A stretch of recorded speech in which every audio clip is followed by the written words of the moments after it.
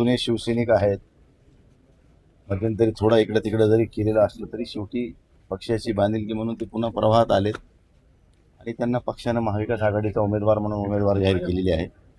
निश्चितच ह्या परभणी हिंगोली स्थानिक स्वराज्य संस्थेच्या मतदारसंघातून विजयी होतील याचा विश्वास आम्हा सर्वांना आहे. कारण एक सगळ्यांना घेऊन चालणारा, सगळ्यात मिसळणारा, सगळ्यात मनमिळावू असलेला उमेदवार निश्चित एक चांगल्या प्रकारची आघाडी घेईल. तुम्हाला बेरीज वजाबाकीमध्ये महायुतीच्या आणि महाविकास आघाडीच्या मतामध्ये तुम्हाला डिफरन्स वाटत असावा, पण गेल्या वेळेस बजुऱ्याचे मतं किती होते हे विचार करा. बजुऱ्याचे मतं कमी असताना देखील बजुऱ्या ज्या अर्थी निवडून आले त्या अर्थी डॉक्टर विवेक नावंदर निवडून यायला कुठली अडचण येईल असं वाटायचं कारण नाही. बंडखोरीचे चिन्ह मोठ्या प्रमाणात ज्या दिवशी विड्रॉल संपल त्या दिवशी बोलू त्याच्यावर. हात कशाला? महायुतीचा उमेदवार अजून डिक्लेअर नाहीये. अरे ते आता ते महायुती बघा ना, मी कशाला बघत बसू ते. अत्यंत निष्ठावान असा कार्यकर्ता विवेक नावंदर आपलं पाहिलं असेल आपण की गेल्या 40 वर्षापासून समाजकार्यामध्ये एक वेगळी लाट सहानुभूतीची त्यांच्या बाबतीमध्ये संपूर्ण दोन्ही जिल्ह्यामध्ये आहे. आम्ही प्रत्येक मतदाराला इंडिव्हिज्युअल प्रत्येक मतदाराला आम्ही भेटून त्यांच्यावर चर्चा करून ही उमेदवारी आम्ही जाहीर केलेली आहे. त्यामुळे विजय सरळ आहे, विजय 100% आमचाच होणार आहे.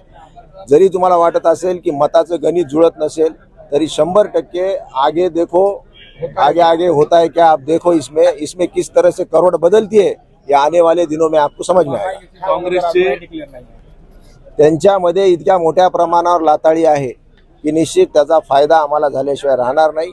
पण जशा प्रकारचं गेल्या वेळेसच्या उमेदवारांनी तोंडच दाखवलं नाही त्यामुळे प्रचंड नाराजी त्या सगळ्या पक्षामध्ये आहे. त्याचा लाभ आम्हाला झाल्याशिवाय राहणार नाही. अत्यंत ताकदीनं लढू. जशा प्रकारचं मी सांगितलं होतं की महापौर आमचाच बसणार.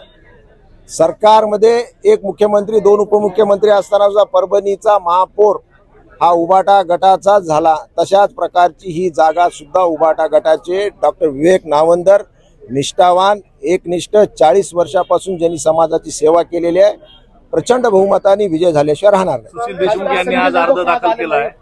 आले होते खासदार साहेबांची तर धोंडे जेवणाचा कार्यक्रम असल्यामुळे फॉर्म भरून ते धोंडे जेवणाला आता गेलेले आहेत. आज त्यांचा वाढदिवस असल्यामुळं त्यांच्याकडे बरेच कार्यक्रम असल्यामुळे फॉर्म भरून ते गेलेले आहेत. सुशील देशमुख यांनी आज अर्ज दाखल केला.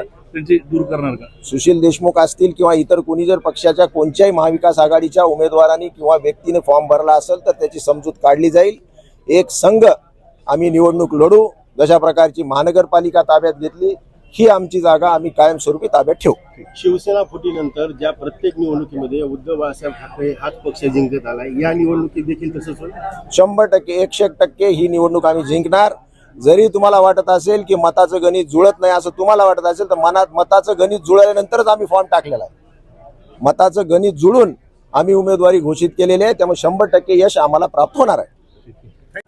सर्वप्रथम मी महाविकास आघाडीच्या आमच्या घटक पक्षाच्या सर्व नेते मंडळींचे मनपूर्वक आभार व्यक्त करतो ज्यांनी माझ्यावर हा विश्वास टाकलेला आहे. आणि ज्या आकड्याच्या विषयावर बोलताय, मी 40 वर्षापासून या परभणी जिल्ह्यामध्ये सातत्याने समाजकार्याच्या माध्यमातून, वैद्यकीय क्षेत्राच्या माध्यमातून, शिक्षण क्षेत्राच्या माध्यमातून काम करत आहे. आणि आज माझ्यासोबतचे असंख्य सहकारी विविध पक्षामध्ये नगरसेवक आहेत, जिल्हा परिषद सदस्य आहेत. आणि मला असं वाटते की माझ्या कामाच्या पद्धतीमुळे, माझ्या एका शैलीमुळे हे सर्व लोक जे आहेत ते मला निश्चित प्रमाणामध्ये मदत करतील. माझ्यासोबत दमदार साथ आहे. आमदार डॉक्टर राहुल पाटील असतील, खासदार संजय जाधव साहेब असतील आणि आमदार बाबाजानी दुराणी साहेब असतील. सोबतच महाविकास आघाडीचे विजयरावजी गव्हाणे, आज फौजिया मॅडमलासुद्धा मी सकाळीच बोललो, त्यासुद्धा या कार्यक्रमाला येणार आहेत. पण एक 1 वाजेच्या आसपास त्या या ठिकाणी पोहोचणार आहेत. तर असे सर्व महापौर, आमचे सर्व सहकारी मित्र, सर्व सहकारी नगरसेवक यांच्या सहकार्याने आम्ही जो काही आम्हाला विश्वास आहे तो आम्ही सार्थ करून दाखवू. जागा कायम ठेवणार तुमची जागा? बोला. नाही. बस. Okay, thank you.